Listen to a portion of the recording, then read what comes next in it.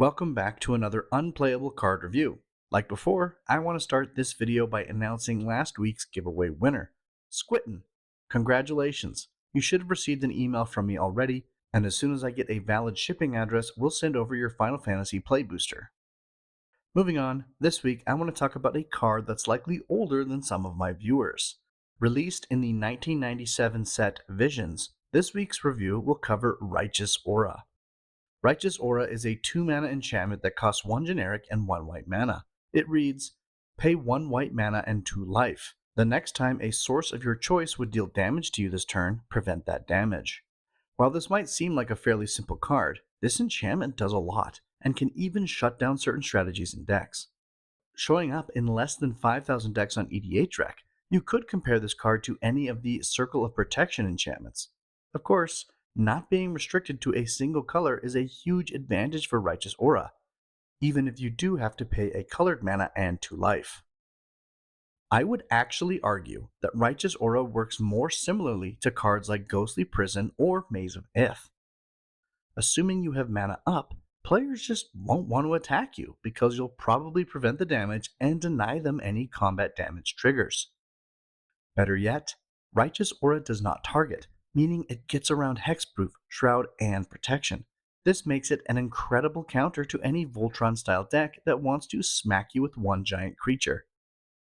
Of course, in contrast to a Fog that can shut down all damage for a turn, Righteous Aura is largely ineffective against any go-wide or token deck. You'll end up paying way too much mana and life.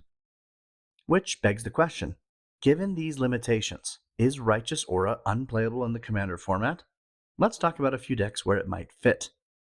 First, Pillow Fort. Pillow Fort is an extremely popular archetype in Commander. As the name suggests, Pillow Fort is a defensive strategy where the goal is to make it difficult or even impossible for your opponents to attack or damage you. Cards like Ghostly Prison, which I mentioned earlier, are staples in this strategy.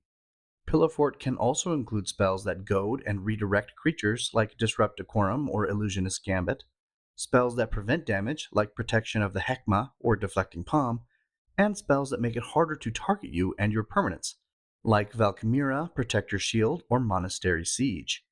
This is a control-oriented style of play, where the goal is to build up a giant wall before winning with a card like Azor's Elecutors or Approach of the Second Sun.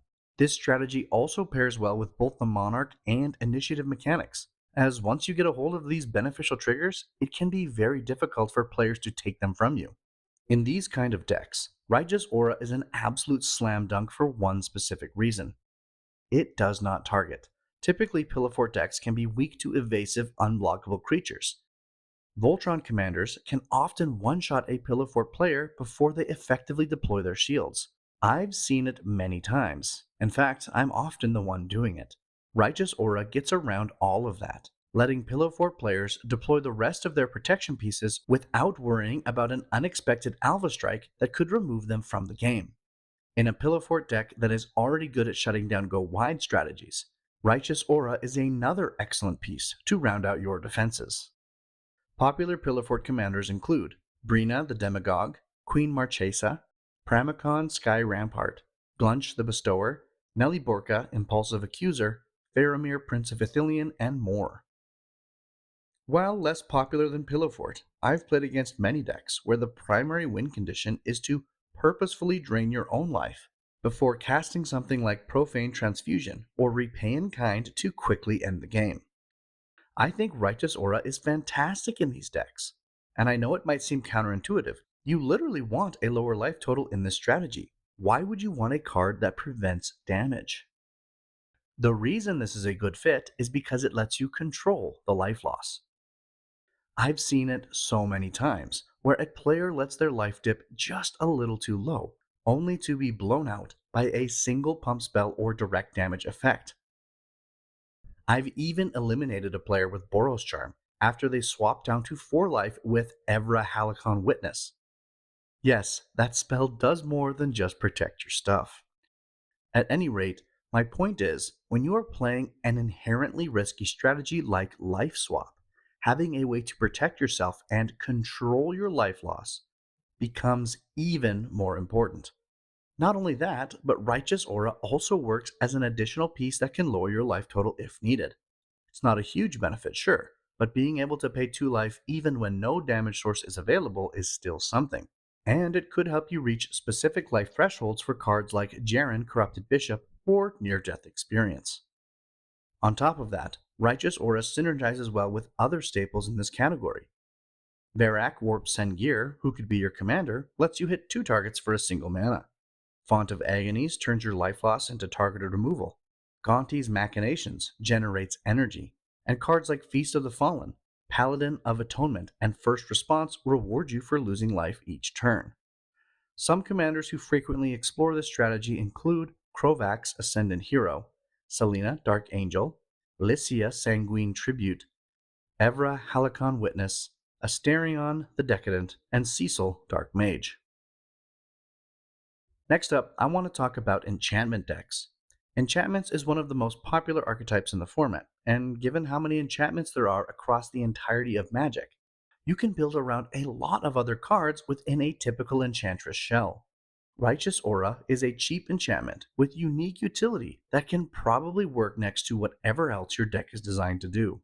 Are you building a smorgasbord of every relevant constellation card and every draw from enchantments payoff? Great, Righteous Aura can draw you cards and make you an angel. Are you making copies of enchantments, shrines, and sagas to abuse? No problem. Righteous Aura can buy you some time to pop off. Are you building around curses or auras cast on your opponent's creatures? This works there too, as Righteous Aura can protect you against any inevitable enemies you make along the way. My point is, any deck with a good amount of enchantment synergy should seriously consider adding Righteous Aura. Finally, one strategy worth briefly mentioning is group damage decks. If you're playing a deck that uses big finishers that hurt all players, you can use Righteous Aura to dodge any damage that would be sent your way, on top of all of the other benefits we've already mentioned.